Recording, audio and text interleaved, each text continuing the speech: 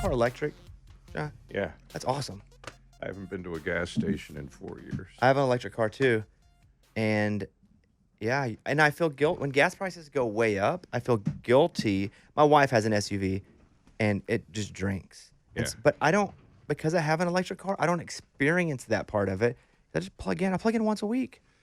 I've had the good fortune that Warner has a plug It work, yeah. that is one of those 220 or whatever the hell, like I know, electricity. When I plug it in at home with a standard cord, it's about a 14-hour experience. There, it's about a 2-hour experience. And you got to go to work anyway, so why not So charge it while you're there? now that I'll be emeritus, I met the electrician this morning. Really, you're gonna have it? Gonna have one in Belmead. What the hell? What So, I was talking to Brett, who is one of my dearest lifelong friends. No, I wouldn't say lifelong. One of my dearest friends in this stage of my life. He feels that way about you? Yeah, he's like my guy, right? Yep. He's sad. Like, as close as Brett and I are, you guys have a much stronger, longer. Your relationship has been very mentor-mentee. Like, you found him, made him, and he trusted you. He's sad. I'm sad. Well, I appreciate that. On you saying that, I'll tell you what, it's pretty crazy. I've been reflecting a lot because my last day in my office is going to be on Friday. And you've not been to my office, but you've heard about my office. People coming to play, and It's a museum, and it's my life. You can see the Sinatra Rat Pack wall, the Springsteen wall, the wall with all the plaques of what we've accomplished during these 13 plus years down here, and many other things that are very intriguing to me. I kind of wish I had made the decision and announced it a week before I left, because the number of conversations I've had to have has it's going to be cathartic when it happens, but I need it to happen actually, because I got to move on. I made the decision. I've accomplished what I wanted to accomplish. I was asked to come down and fix a record label that was moribund, and I'm very proud of what we've done. And part of the emotion that runs through it, and there's much, and tonight they're having an event for me at the Hall of Fame where there'll be some speeches, and I'm going to probably do a lot of crying because I'm an emotional guy. But Blake and Brett are going to fit to the top of the emotion, because there's Blake Shelton, who was getting ready to get dropped at Warner, who, life changed for him. And Brett was the first guy I signed. And when I met Brett, I knew there was a brotherhood there that, if I were lucky enough that bet was right, we could have a long, fun ride together, but experience some things together. And I'm sure he's shared with you. He's come up, stayed at my Nantucket house and gone fishing, and we've done many things together. I don't feel I ever have a problem separating work from play. If I have to give him a hard conversation, I can do it because he knows it's all in love, But I also prefer that I can play, because he's one of the dearest people to me in the world. He and I both came upon, for instance, meditation at the same time for different reasons, from different motivations. Somebody, a doctor, I have tinnitus, told me I should meditate. I'm thinking, the head of Vanderbilt's telling me I should meditate and it will help the ringing in my ear? Well, that legitimizes it. So let me try, Brett, for the various reasons of helping his mental health. But the number of times we've talked about it and how important it is as part of our life, when you have that kind of loving relationship with an artist and you can dive deep, it makes it far more fulfilling. Yeah, relationships are a big part of why people love you. What you've been able to do professionally is why people respect you. And that combination, rare that you have. And I just will tell the version of my story with you. Still, after I've been here almost 10 years now, I've only ever been to dinner with one executive in the history of my life, and it's you. Wow. And we would, before COVID, and it's hard, but we try to go once a year, or Yeah. We go every 10 months or within a year and 3 months. And it's hard to see people, especially when you're an executive of your stature and I'm traveling a lot. But we made it a priority. And I didn't get anything from it professionally, and you didn't get anything from it professionally. But there was always an affinity that I had for you because when I moved here, you had a wing. And I wouldn't say you took me under it because it wasn't a wing I needed to live under, but you had a wing and you said, hey, I know what it's like to come here where people look at you like you're different, and because you are, but also you came here because you know that you could provide value. And I just remember those early talks because your experiences before you came to country, you had done a little bit of everything. And I'm Yeah. so grateful for that relationship. Well, me too, and I appreciate that. I remember very specifically, we were out at the Oklahoma benefit event for raising money right. for the tornado Yeah, that with had blown through. Speaking of Blake and Reba, yeah, Yeah. yeah. And I walked up to you, and it's just kind of how I roll. And I said, I'm really proud of you and I'm rooting for you. I want you to know that, and sometime let's get together. And I'm probably the worst promo person in the world because I never want to ask for the order. I just want to talk to people and talk about music. And so the dinners you and I had at that special little table at Giovanni's, there's a plug for you guys. We never asked each other for anything. It wasn't work. It wasn't work. We are sharing humanity. Yeah, I value that. I will always value that. And that's why it's a sadness, not that you're dying or moving away, but that there's not somebody that's running that I like. Feel like if I need to go, hey, let me tell you, can I tell you something? Can I have this talk with you? This happened to me. This happened to an artist. I don't like that that's leaving. And not that I can't form that eventually, but I felt like we had a really strong bond there, and I appreciate that. Yeah, and hopefully it continues. I'm not leaving Nashville, and I haven't figured That's what I'm out saying. what I'm going to do. You haven't died, John, either. So I'm just saying, I don't want to get weepy the whole time. God bless you. Why? You started in 2009, I think, when I look back at it. Is that right? Here. And here. And the label has grown like 4 times the size that it was when you got here. What do you think? And this is a you question, but it's also a question because we have a lot of new artists and we have a lot of people in the music business of country music that are early agents, early record people that listen to this. Why do you think you were able to do that? Like, what did you bring? What vision did you have to go, I can go do this? I'm not from there exactly, but I can foresee how we can make changes. I do believe that I never came here with the notion that I knew anything, and I wanted people to know that. Obviously, I knew something about how the music business worked. I'd worked at Island Def Jam. I'd worked at Polygram. I'd worked running a distribution company. I knew a lot of stuff, but the last thing they needed is the distribution guy from New York City to come down here and pretend he could teach them anything. So I just listened. But the one thing I wanted everyone to be clear on is I'm willing to outwork anybody, and I love music on a level that's almost unhealthy. What did they see in you to want you to do it? Well, there's one thing that I heard a lot in the beginning, and I hear it occasionally, is the town, and they kind of referred to it as the town. It is a unique community of music, this Nashville thing that we work in, wanted Warner to come back to life. It was not good for the town that they didn't have a strong Warner.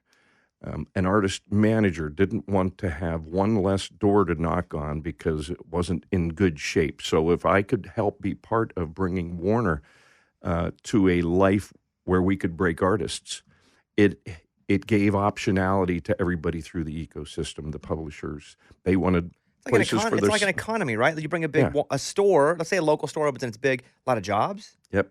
And those jobs, people can buy other stuff. That's so right. They needed to help. The music economy they wanted more fueling and they thought you could do it. And I'm sure some of them selfishly thought, well, they'll negotiate better deals because somebody else is hopping in the fray and offering a number or a term or whatever. But at the end of the day, I think what happened fairly quickly was people realized, God, this guy is relentless, I got to hang with him. I got to learn more about him. And I wasn't trying to do anything but be myself. If I've had success in 45 years of running businesses, it's because people want to hop on that train with me because I'm a cheerleader on a profound level, you know, and it's sincere. And because I could admit to them, I couldn't name 10 artists on the top 50 chart when I got here. I really, I said to the folks in New York, I know how to run businesses, but I'm going to have to learn all this stuff. You sure that I'm the guy? Yeah, you go down there and do that. Well, yeah, you'd find people. Mike Dungan wanted to help me. Competitors wanted to help me. It was uncanny, Ultimately, they wanted to be competitors. Troy Tomlinson wanted to help me, a publisher, because my enthusiasm begot their wanting. Man, I want this guy to succeed. And then some stuff happened that ingratiated me to the community. The head of the CMA was ousted, and I was asked to run the search committee that ultimately led to us bringing in Sarah Traherne, and we did such a good job with that. God bless you, Sarah Traherne, that they asked me to be the chairman of the CMA board, and so I'm kind of pinching myself. A kid from Punxsutawney, Pennsylvania, via New York City, who couldn't have named 10 artists on the chart, is the head of the CMA board 5 years into coming down here. I think that people know, and this is self-aggrandizing, but I think they know I'm sincere. I just want good shit to happen. We allowed to curse? Yeah, say whatever you want. As long as you're sincere, you can say any word you want. Okay. That's the rule. Sincere curse words are okay. I'm closing my speech tonight. I'll give you a preview. Is that what you have there, your speech? You just... No, this is just some notes in case I forgot who signed to my label. That's funny. But my speech tonight to close this Hall of Fame event says, but when all is said and done, while I'd love to give you great advice, the only real advice I can give you is sign great A&R people and get the fucking record played. Yeah, I mean, that's A to B. If you can do that, everything else just kind of falls in. You could solve every problem in the world with 3 minutes and 30 seconds of magic, Whenever you talk about magic, and I say, what magic comes to mind? And that's such a vague question, but the 3 minutes and 30 seconds can be any song that you, as a head, believed in quickly and said, that's it. Because, again, you're a player. I want people to know this, too. When you love music, it's not just you listening. Like, you are musical in every way. You're notorious. People come and play with you in your office, like after the CMAs. Sorry. What's the magic for you that when you think that song was magic immediately? Well, I can tell you a few pop to my head when you say that.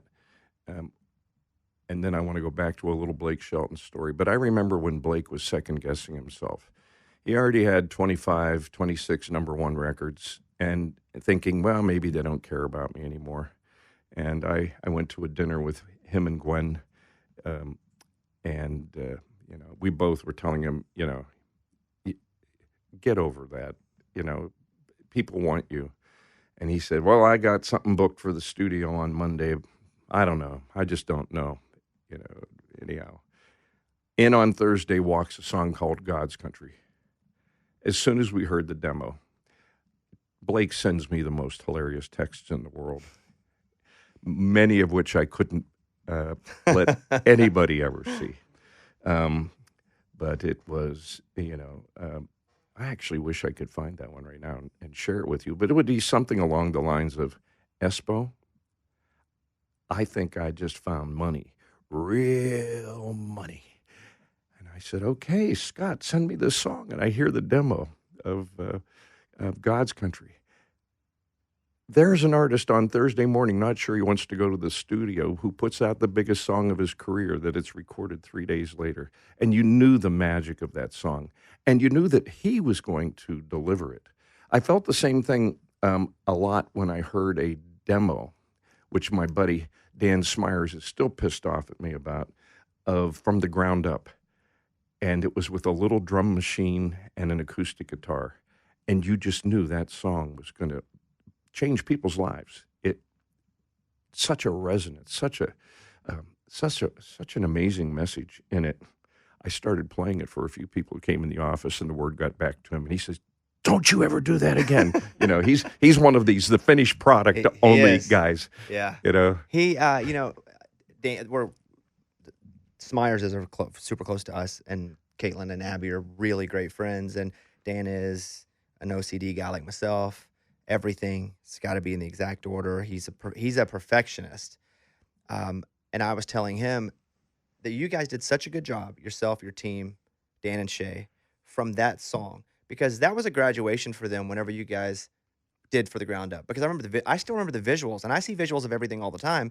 I'm constantly inundated with new music, new clips, new content. What about this? What about this? I remember what you guys did and how you built the church, all of it, all the aesthetic for that song. You graduated them at that point because you believed in that song so much. yeah. And so as you say that to me was a big point in Dan and Shay's career, because they did the work and you guys believed in it so much that you pushed it, and it was massive, and it led them to the next graduation step. You got to be proud of those guys.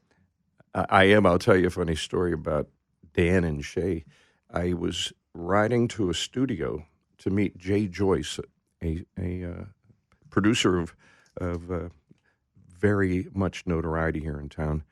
And on the way, Ben Vaughn, who runs the Warner Publishing Company, Warner Chappell, said, "I got this new song from this duo called Ragtop Red. You got to listen to it." And on comes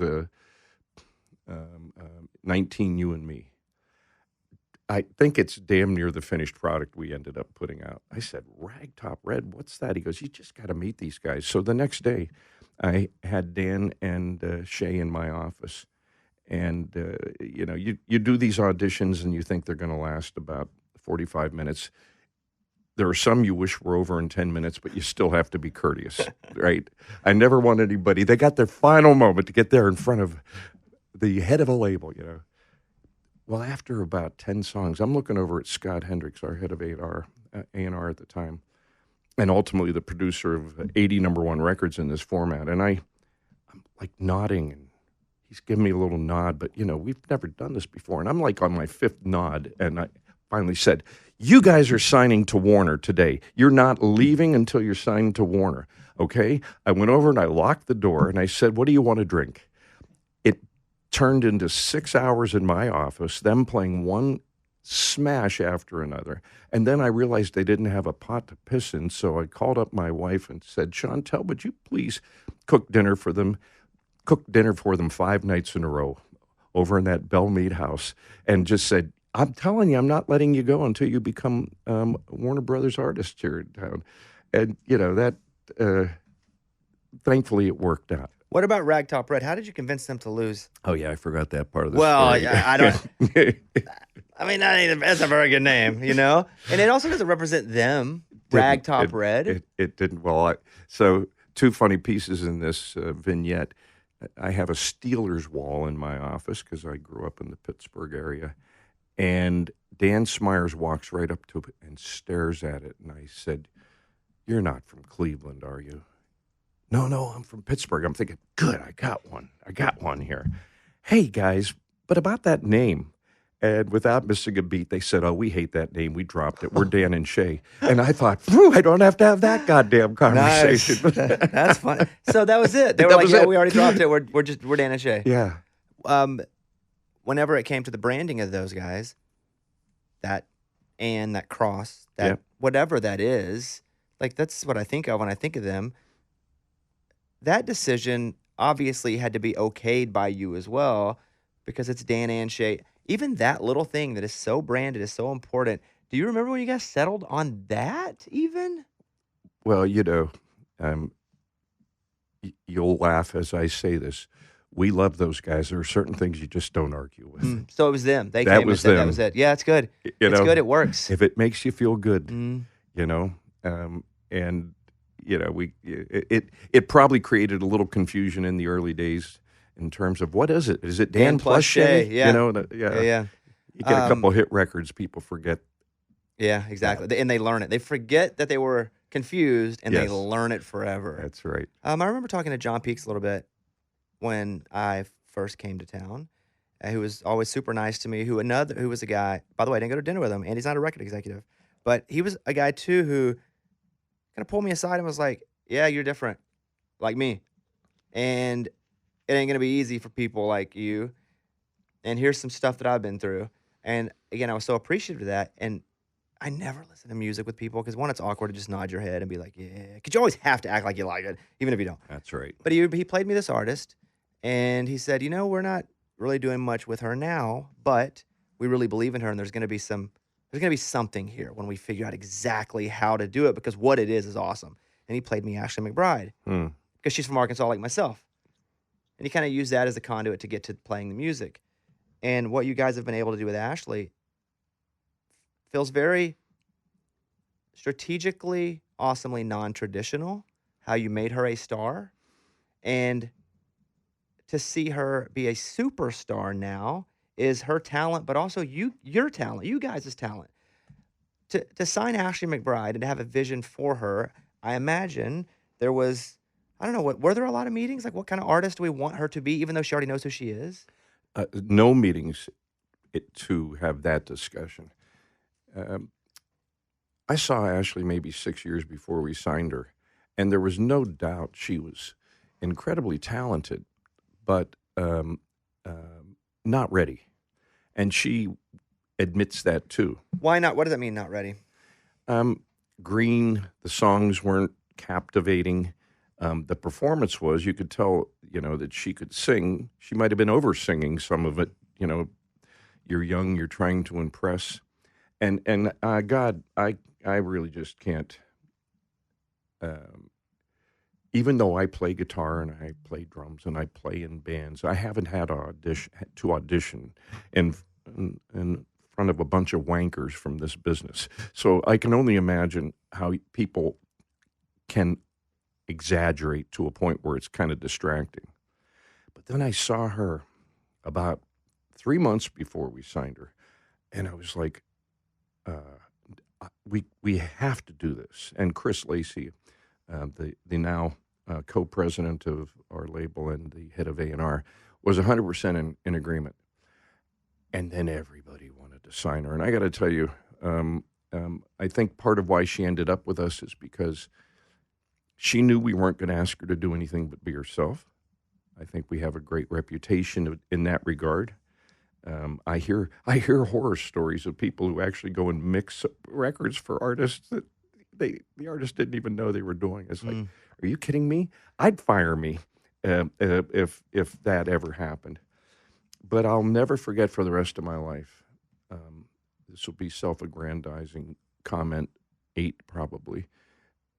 Everybody's trying to sign her, and John Peets, who I really love, that guy is the real deal. He's the smartest dude, and creative and willing to go on non-traditional paths with all the artists on his roster.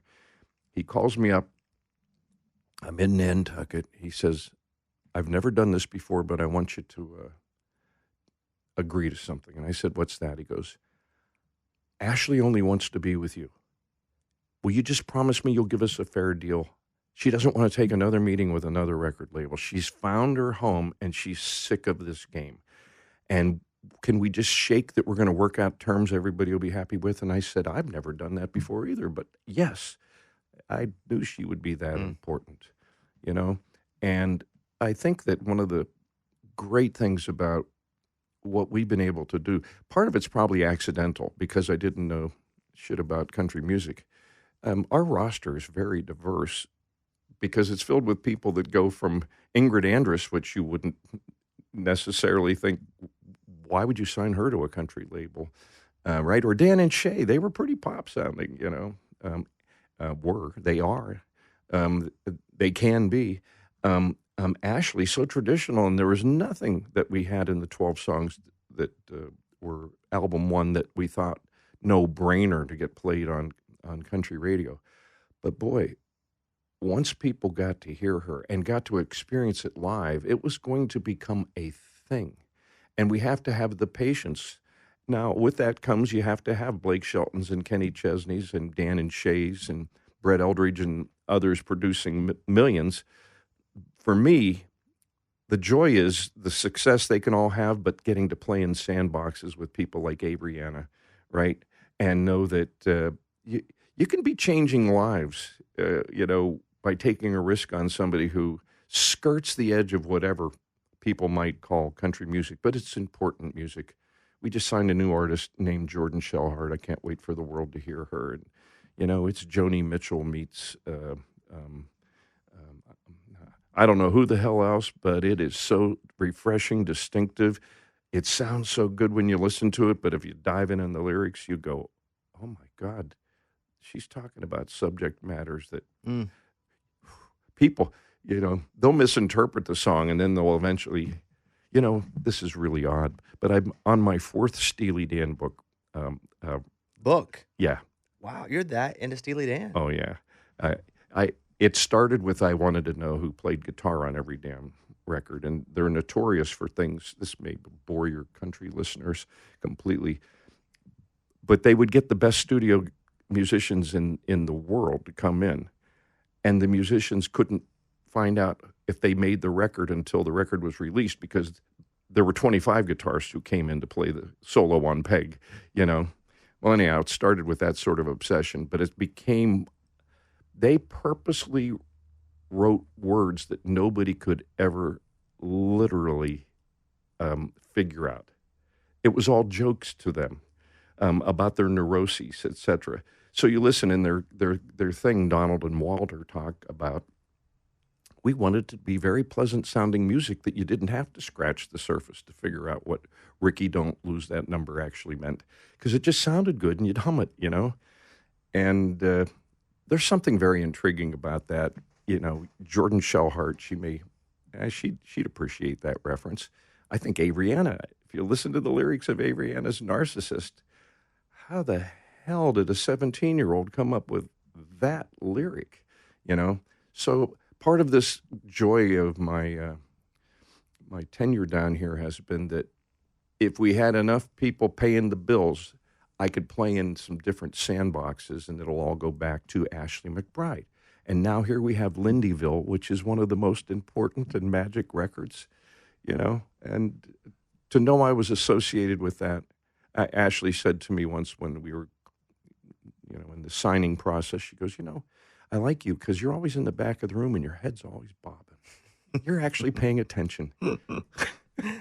My wife came to me, I don't know, COVID kind of blurs the years, and there's a kid, he's a man now, but from like 2 towns over from where she grew up, and she's like, hey, he's awesome. And she would listen to him on her phone, mostly on her phone, especially at first, on TikTok, and she'd play songs, and we'd be in the car, and we're all Bluetoothed up for everything, and she'd play him just playing on TikTok over and over again.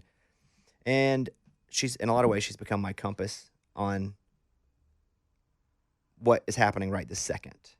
Because it's a few layers to get to me, and I don't like that sometimes, but it is the house that's been built at this point. Yep. But she just gets, this guy, he's like, yeah, he grew up around me, he doesn't live in Nashville, and it's Zach Bryan. And she was on and on, to the point where I was just getting annoyed. And I was like, I don't want to listen to Zach Bryan because you love him so much, you won't stop playing him all the time. But then I grew, again, a real love for, stylistically, like, that's my jam. I love slow, emotional, when I can hear the lyrics, feel my version of what he's singing. And I became a massive fan without being very educated on him, just because I love the music. Sonically, I got to the point where I was like, man, I can't get enough. Now, Zach Bryan is with you guys. Yeah. When you sign somebody that has, in the last couple years, that has grown so much because of their virility, like TikTok, they blow up. Is that a whole different negotiation? How did that come together? Are these artists that blow up, or is it different to negotiate with them than someone who you just know is going to be good playing a showcase somewhere? Well, I dare say, as a generalization, which I tend to hate, the rules of engagement have changed so very much in a very short period of time. I would say, and they're changing ever, right now, right before us, but maybe go back 2 years. It was, for the first bunch of years before that, hey, I only want to sign with you if you tell me when the radio ad date is. Now it is, tell me how you're going to bring the story of my artist to the world. I dare say, and I tell your buddy Rod Phillips this all the time. Radio, by getting records to take a year to get up the chart, is hurting itself because people need discovery. But it's forced a lot of looking at, and it's not just streaming, although streaming is a lot of fun when you happen to get that joy early on, but just ways to get a story told through various social media places, and hopefully the result of getting some streaming early on has become the day, and I swear to God, I don't go after that in the name of being in lieu of radio, because the big win is when you get to the top 20 at radio and everything's, it tends to be smoking along in terms of how much consumption there is, a word that Kenny Chesney hates. I think he's kind of come around to understand that is some weird part of our vernacular now. I kind of hate it too. I hate product. I never call it product. But anyhow, my long-winded way of saying, so now artists are coming in, and with a story like Zach Bryan, they have negotiating power that's very different than the one who's begging you to come see them in the club, and they haven't built a following, And do I think that'll become more mainstay? Yeah. Do I think it goes from probably 5% of what gets signed to 50%? No, but it's going to be probably closer to 30 or 40%. There's still going to be things like, hey, Bailey Zimmerman, who I loved when, folks, Bobby will just every once in a while text me and say, hey, I just met with this artist. I think they're the real deal. Right? Question mark. Because I know that you will, even if they're your person, I know that you'll still be honest with me and go like, they have the real potential to be the real deal. Or you'll go like, yep, they sure are. I know you'll be honest with me. That's what right. I said. I always will. And I was thinking to myself, well, here's a guy working on a pipeline 2 years ago, never picked up a guitar and sang. But boy, he has a way of connecting with people. He was kind of in between the Zach Bryan building an audience over a period of time and the artist who, has one song and you're hoping you bet on the right song. But I do think that we're going to get more and more people trying to create a story that becomes compelling. It makes it easier for the manager and lawyers when they come knock on our door. I bet. And, I don't mind being held up if I believe there's a long term there. I was talking to Rod. I kind of cornered him on the air. I later apologized to him because I didn't mean to do it. But if we're on and I'm doing the show, I just follow instinct and then apologize later. That's if we're live. That's the deal. And he was walking by and I see him and I say, hey, Rod, come up. And I talked to him about a couple of things. And I say, hey, what's the deal with Zach Bryan? Why are we not playing him more? We can't get enough. I said, and I understand it's different. I'm on a nationally syndicated show. They don't just go willy-nilly and throw songs into that. But I'm talking about just generally, why aren't we? And he goes, listen, I love them too. It doesn't sound like what everything else sounds, so we're playing it in certain places to make sure. And I'm just like, can't you just go, it's awesome, and do it? Right. And I kind of got him into trouble because then people started attacking him, which I didn't mean to do, but I was just saying how I felt. And he was like, don't apologize. You do what you do. That's what you do on the air. And I'll do, and I'm cool to have to stand by something, even if I personally don't agree with it, is what he said. He goes, I love Zach Bryan, and I would play him on every station all the time, but if I do that, and he went down this executive talk that he has to report to his boss, right? So that being said, did that ever get back to you that I was fighting with Rod about Zach Bryan on the air? No, that's probably because I'm too distracted in life. Period. But I understand the notion. This is an odd retort or response to your question. I was with a radio programmer in Pittsburgh. I happen to go to Pittsburgh a lot because I like my hometown. And he goes, are you guys releasing Zach Bryan now to purposely piss all of us people off who've been playing him for months? And now we played him too many times? And I said, only if we were that smart. No, we didn't know whether anybody would ever want it. And then we kept seeing you all who were playing this in these Because we were various playing them on the morning markets, show. I was playing them too on the morning show. Yeah. and you'd get spins in these, streams in these markets that were off the hook. And, and it was like, okay, even us geniuses should not overthink this and just put the damn record out. And look what it's doing. It's been the top stream song in country music. I think it's in its 12th week or something like that. And it's probably in the radio chart somewhere in the high 20s, I think, is where we've reached so now far. it's starting to really have some balls, you know, and as far as people have to pay attention to it because it's climbing so high that it says, "Hello, I'm here. You need to play me." Because if you don't, you're a real idiot. Yeah. It's great. What do you do now? Like, you finished your last day on Friday. Like, what? Because I think for the first month I would do. I say I don't stop working, but I think when I finally stop, I'm not doing anything for a month. I'm just gonna lay. I think that my family's placing bets on my ability to do that. Mm-hmm.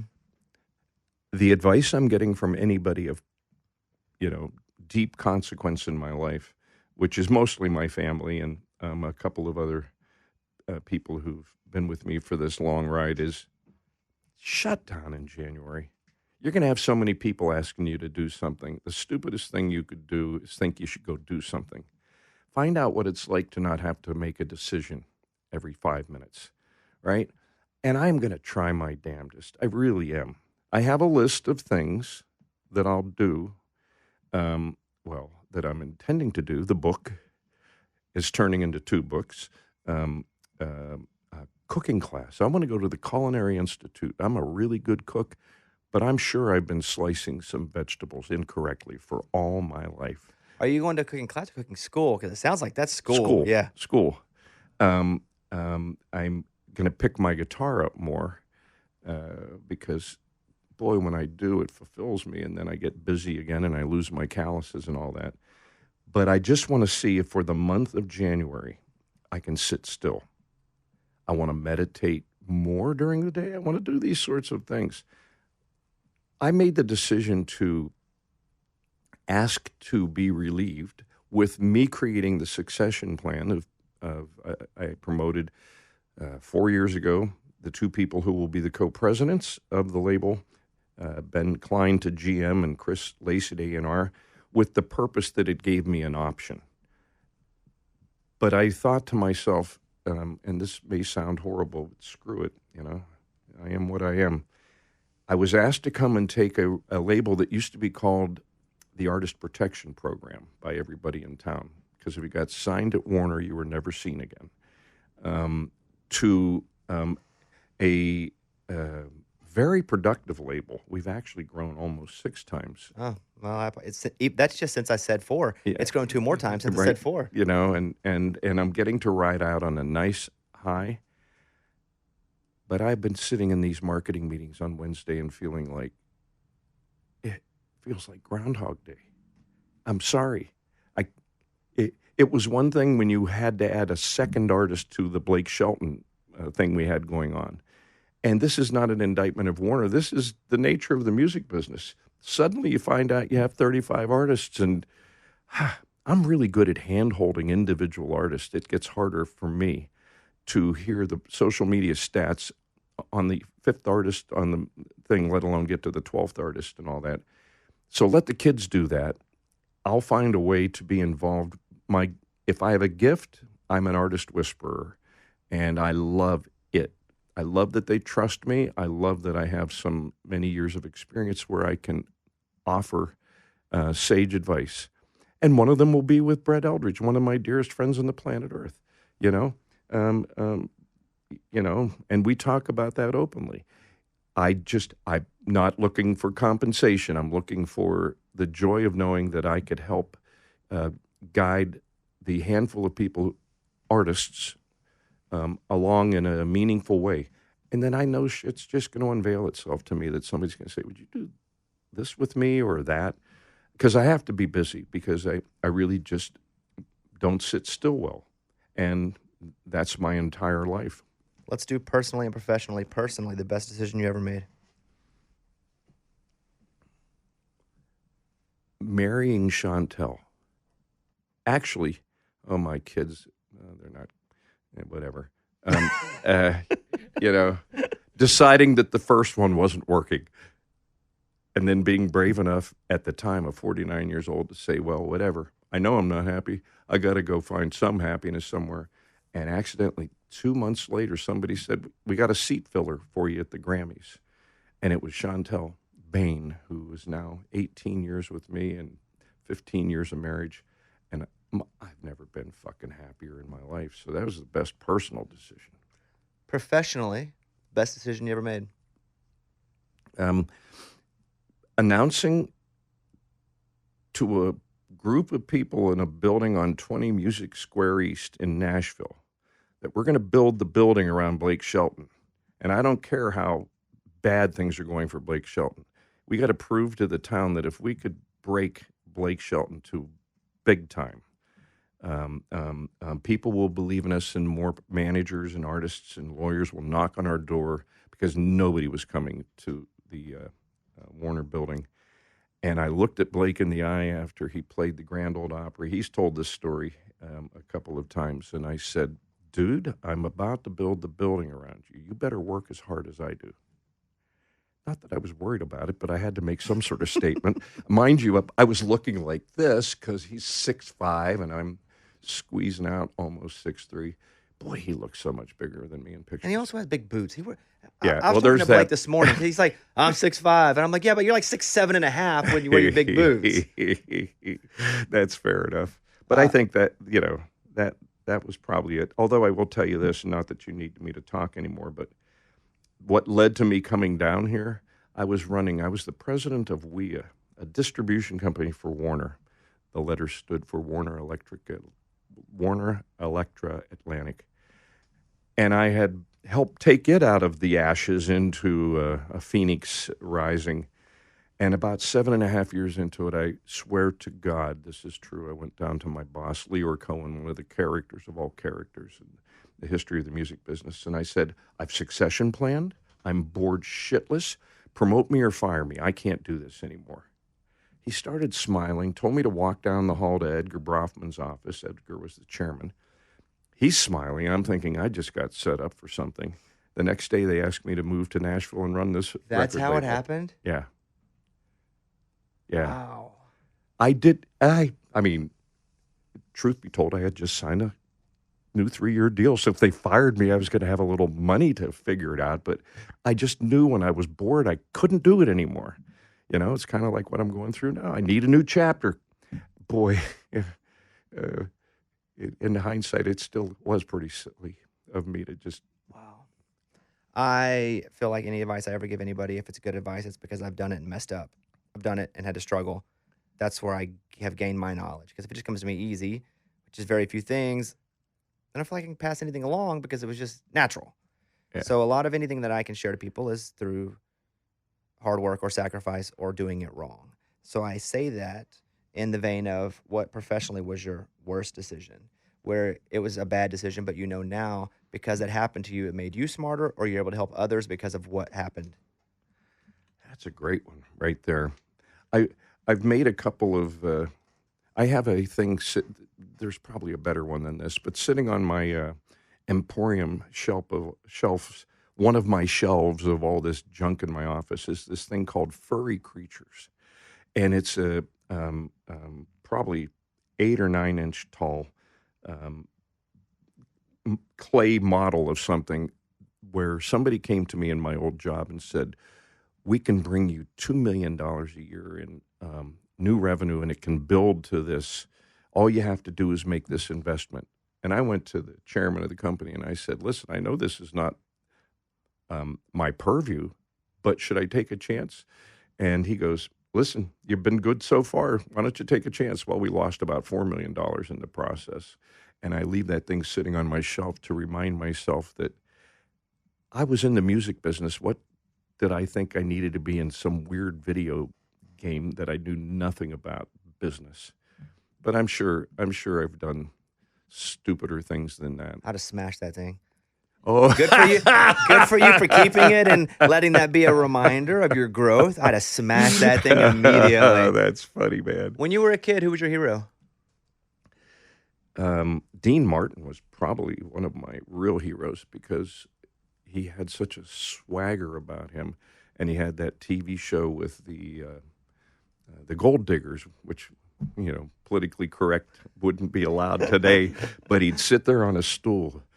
Everybody loves somebody sometime. Well, these blondes are walking around in skimpy dresses, and I thought, God, someday I just want to sing and have them love me like that, Uh, uh, my dad, though, really, when all is said and done, I think it's the Mark Twain line that the older I got, the smarter my father got. My father and I was one of six. I was the black sheep, always in trouble, always stretching the boundaries. I've broken nearly every bone in my body. I have stitches everywhere in this body of mine. Just From falling or getting beat up or what? no, just climbing a tree and the tree broke and I fell out and there's a compound fracture of that leg, and just doing shit. And my father was always grumpy, mad at me, but ultimately we became best friends when I was about 20 because he realized I just wanted to adventure and that it was going to serve me well. And all my siblings did just fine. I ended up having the closest relationship with my dad because we would end up getting involved in conversations about pretty heady things, and my dad was a typical World War II veteran, an orphan who, had to make his own way in life. And he's my hero. My leadership style is 100% my father's influence. I could watch him walk into a room of angry people and diffuse it by asking the one question that made them all have to shut up because they didn't even know what they were fighting about. People get all revved up. And I thought, man, that guy just listens. He lets everybody spew. And then you ask the one, checkmate thing. I was talking with somebody yesterday about, and it's probably all the emotional stuff related to this cathartic moment that is going on, me moving on to some next stage. When my father died, there was a road between Princeton, New Jersey, and where I had a farmhouse out in the country. I used to commute into New York on the train, that I called my father every day on this one road, and it was about a 3-mile stretch of road, and just so we could say hey, and ask each other a couple of questions. When he died, I could not ride on that road anymore because all I would do was bawl every time I was on that road. I've gone back since just to see if I still have, and I do, the emotion, Really? I don't live there now 20 years, but God, it just affected me because that memory is so locked in.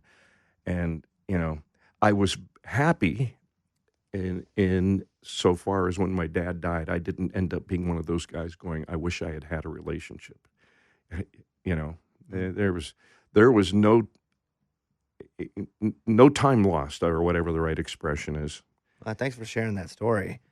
That is, I'm jealous of that story in a lot of ways, and it sounds like your dad was an important part of who you are, and even who you were and who you are even today. Because you say your managerial, your leadership style comes directly from him.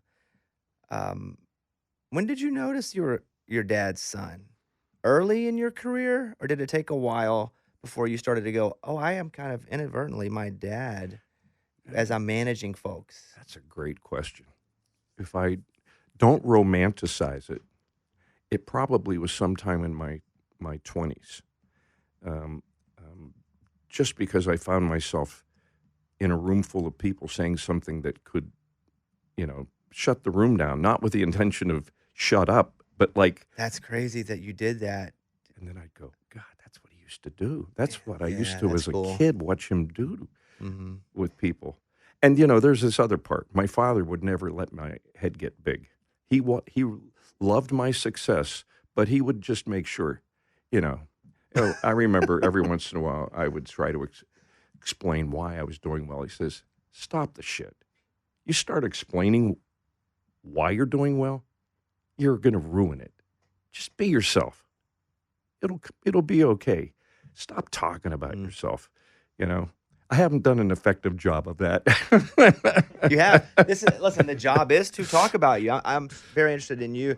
The first time, and we have like 5 minutes left. I want to get to a few other quick things, but I want to do first and last. The first time that you were genuinely starstruck, where you're like, wow, I cannot believe I'm that close to this person. I'm sorry. There's always more than one. The first one was when I was sitting in Chasen's restaurant, famous in L.A. Johnny Carson always used to talk about going to Chasen's. And I was there because I was a buyer at Macy's. And Fisher, I'll never forget, it was Fisher Electronics, had us out for a dinner in Chasen's. And the cast of Dynasty was over here and blah, blah, blah, blah, blah. And 2 tables over, Frank Sinatra sitting there having dinner with Princess Caroline, I think her name is, Grace's daughter.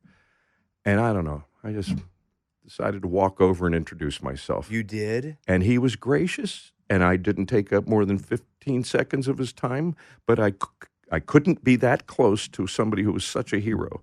But I remember my knees were shaking. Wow. You know? That's a cool story.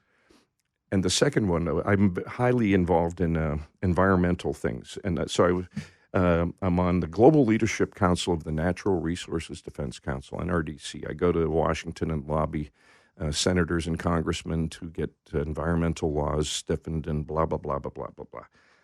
And I go to an event, and my daughter's working for the organization. She accidentally gets put at the front of the ballroom, and I'm at a table, Warner bought a table, we're 50 feet back, and I notice she's sitting with Paul McCartney. And I'm thinking, that little bitch. What is going on? So at the end of the night, and the reason Paul McCartney was there is Stella was the honoree, you know, because of her environmental orientation and, you know, not eating meat or any living thing. Anyhow, cutting to the chase. The meeting ends and my phone's ringing. It's Jessica, my daughter. Paul wants to meet you. And I said, Paul doesn't want to meet me. No, Paul wants to meet you. And I said, no, it's cool. We're good.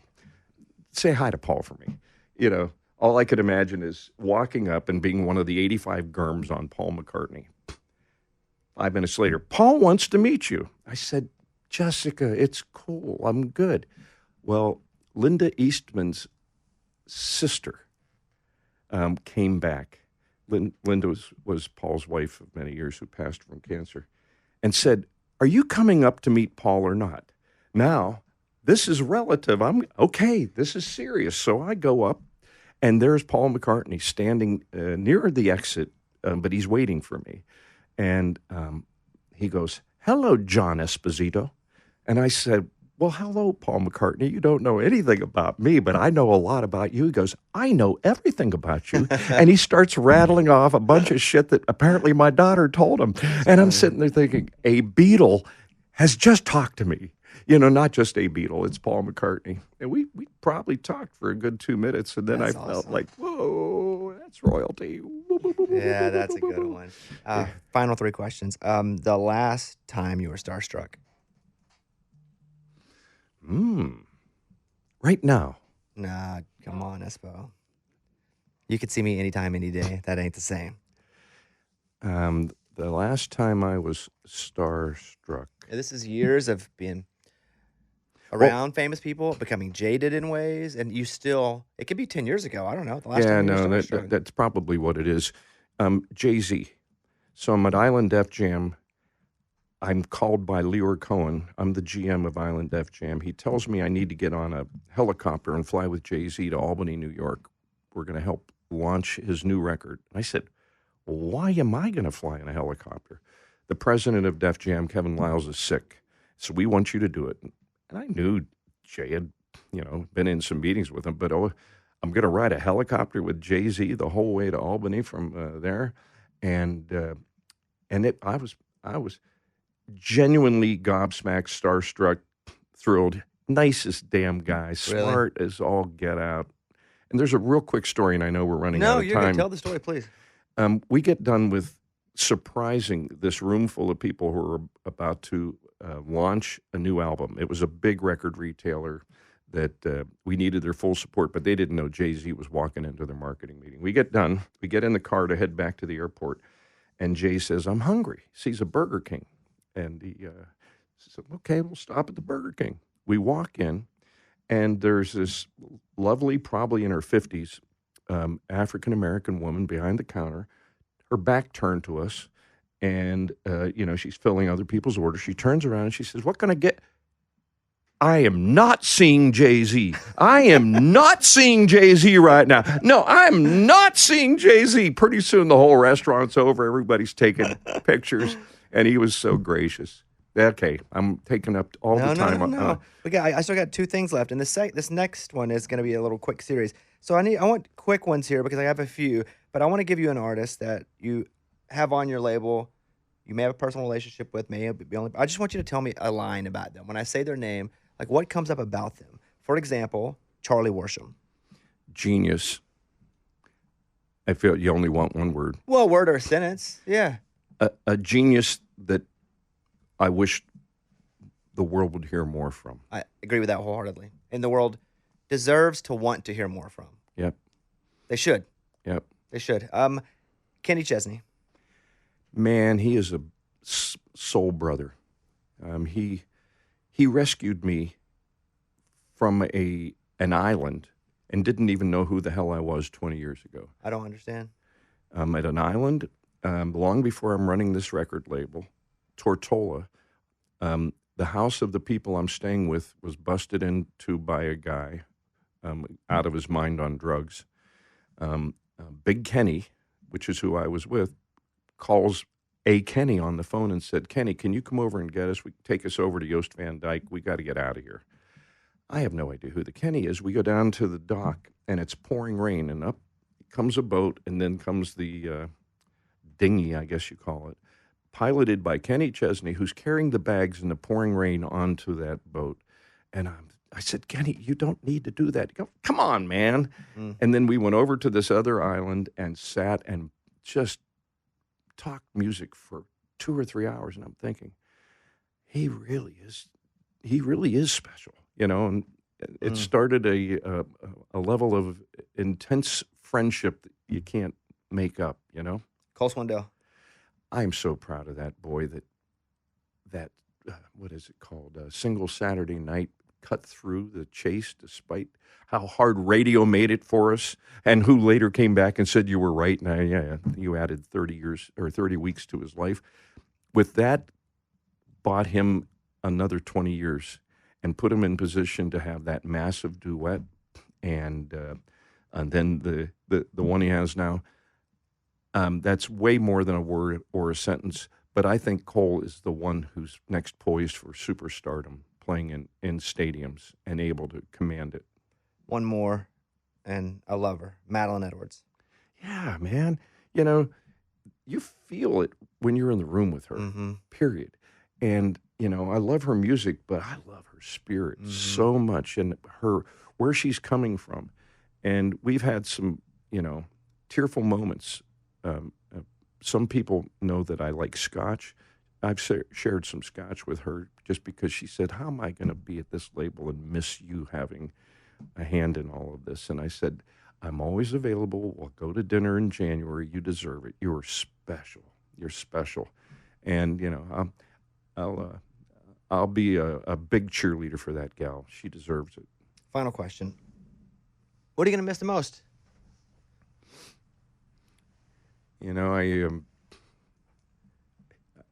I was asked a question, so I'm going to try to reproduce the answer. What will you miss the least and what will you miss the most? And I said, oddly, the answer is the same. I will not miss going to CRS and having lecherous old men with some hot young girl on their arm and hand me a CD and say, "This is my new star," and thinking, "Oh, man, can they just leave me alone?" But I'm going to miss walking around the streets and people looking at me going like, "You could change my life. You signed me to a record deal." That's a big deal. That was food for the soul for all, I hope I didn't let it go to my head, but I sure like being able to do that and have a number of them turn out. That's what I'm going to miss the most. Well, I respect you so much professionally. However, that pales in comparison to the feelings that I have accumulated for you personally. I just, even if we didn't talk for 9 months, I always knew it didn't matter we hadn't talked for 9 months. I mean, that's the end of that. And it just didn't matter what it was. I knew if I needed it, I could call you. And sometimes it'd be 2 years, but it was just that I just knew, you know? Well, And it's not leaving, and you're not dying, and you're not moving. But I just want to tell you this because we're kind of celebrating you.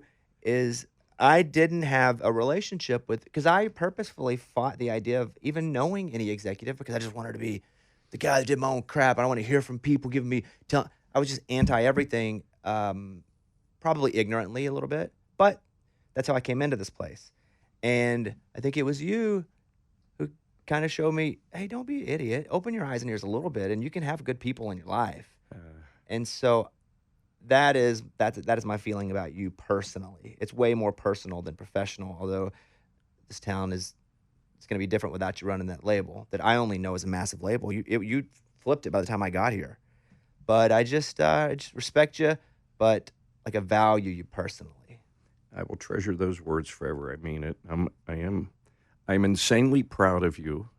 I know you weren't soliciting a compliment back, but it was so fun to watch you plow through those early days and get to the place where you got not just respect, but you got all sorts of opportunities. And I just hope for you that you can stop and smell the roses every once in a while. That's the trouble. Because I struggle. That's a challenge for hard chargers like us, and you take it to a new level. But I'll end with this. When somebody as dear to me as Brett Eldredge tells me how important you are to him, that's vouching in a way that, because he's got a hell of a meter. And I didn't need him to do that. But boy, do I love that somebody that discerning would say, you mean so much in your relationship and that. And so I'm happy about that, buddy. Man. Yeah, I'm happy you came over. And we're done. But did you ever, I'm sure there have been different times, did you ever get really pissed at me for saying something or like just. No. Really? No. Nothing you ever did bugged me out, buddy. We'll take it.